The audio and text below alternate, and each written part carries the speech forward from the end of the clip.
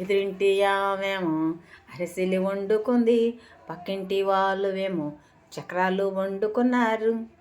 ఇంటి అన్న కాళ్ళవేమో కాజాలు చేశారు, పక్కన వాళ్ళవేమో గవ్వలు చేశారు.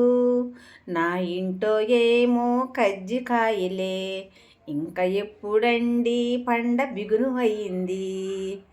ఎదురింటి వాళ్ళేమో అరిసెలు చేసినారు, కమ్మని స్మెల్ వచ్చి బాగా తింటున్నారు. సంకురాత్రి వచ్చిందండి, సంవత్సరానికి ఒక్కసారండి. పెంచిన కోడిని నాటుకోడి కొయ్యండి, గారెలు బాగా చేసుకోవండి.